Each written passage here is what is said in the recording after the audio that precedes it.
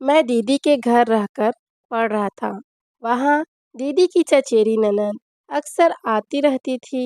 हम दोनों आपस में खूब खुल गए थे। एक रात हम पूरे खुल गए। दोस्तों, मेरा नाम राकेश है।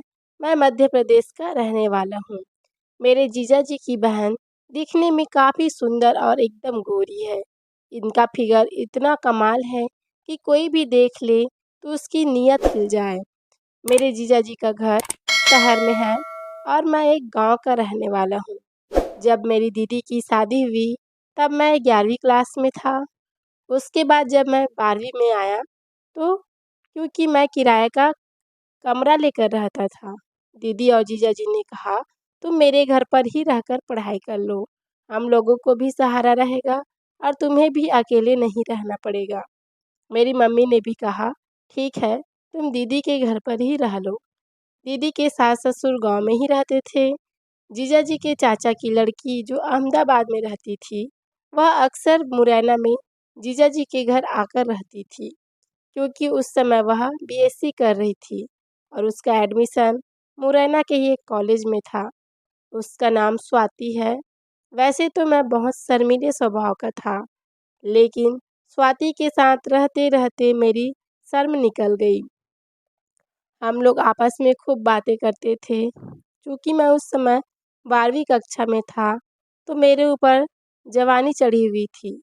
मैं उससे पाने के सपने देखा करता था, लेकिन कभी ऐसा मौका ही नहीं लगा और न ही मेरी हिम्मत हुई। मैंने बायोलॉजी ले रखी थी और उसने भी 12वीं बायोलॉजी से ही की थी और अब बीएससी भी बायोलॉजी से कर रही थी। इसलिए मैं अक्सर उसकी हेल्प ले लिया करता था। कभी-कभी रोमांटिक वाले टॉपिक पर भी बात हो जाती थी, लेकिन मेरी बात बन नहीं पा रही थी।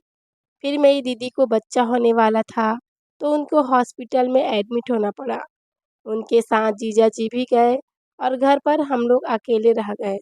स्वाति को डर भी बहुत लगता था, क्योंकि वह अहमदाबाद में रहती थी और मेरा एरिया मुरैना डाकुओं के लिए प्रसिद्ध है, इसलिए वह बहुत डरी हुई थी। जीजा और दीदी के हॉस्पिटल जाने के बाद हम लोगों ने खाना खाया और टीवी देखने लगे। दिसंबर का महीना था, तो कड़ाके की सर्दी पड़ रही थी। हम लोग एक ही रज़ाई में पैर डालकर बैठ गए। मेरी अंतरात्मा बोल रही थी कि राकेश, आज अगर कुछ नहीं कर पाया तो कभी नहीं कर पाएगा। वह मूवी देखने में मस्त थी। उसे इमरान हाशमी की मूवी बहुत पसंद थी। मैंने उससे कहा, यार मुझे तो बहुत नींद आ रही है। उसने कहा ठीक है, पर मैं तो जुगाड़ बना रहा था। मेरा तो मन उससे पाने के लिए बेकरार था। हालांकि मैंने नोटिस किया था कि उसका भी मन हो रहा था। हम लोग पूरे घर में अकेले थे और उसकी जवानी देखकर मुझसे रहा नहीं जा रहा था। मैं भी दिखने में काफ़ी स्मार्ट हूँ। कोई लड़की यदि एक बार मुझे देख ले तो दोबारा ज़रूर देखती है। मैंने सोने का नाटक किया और लेटा रहा। टीवी में गाना आया, आशिक बनाया आपने, जिससे शायद वह गर्म हो रही थी, लेकिन उसकी भी हिम्मत नहीं पड़ रही थी। मैंने हिम्मत की और सोने का नाटक करते हुए अपनी पैर उसके ऊपर रख दी। उसने कुछ रिएक्ट नहीं किया और कुछ देर बाद टीवी बंद करके वह भी लेट गई। उसने मुझे आवाज़ लगाई, राकेश, सो गए क्या? मैं कुछ नहीं बोला। कुछ देर में उसके ऊपर पैर रखकर लेटा रहा। फिर मैं उसके नज़दीक गया और अपना एक हाथ उसके कंधे के थोड़ा ऊपर रख दिया। वह भी मेरी तरफ करवट करके लेट गई और चिपक गई। मैंने हाथ को थोड़ा नीचे किया और उसे कमर के ऊपर रख ही दिया। उसने कुछ नहीं बोला, बल्कि वह हल्की-हल्की आहें भरने लगी। मैंने हिम्मत की और उसे गले से लगा लिया। वह भी समझ गई कि यह सोने का नाटक कर रहा है। मुझे विश्वास नहीं हो रहा था कि स्वाति भी मुझसे प्यार करती है। हम दोनों को आज अकेले रहने का मौका मिला था।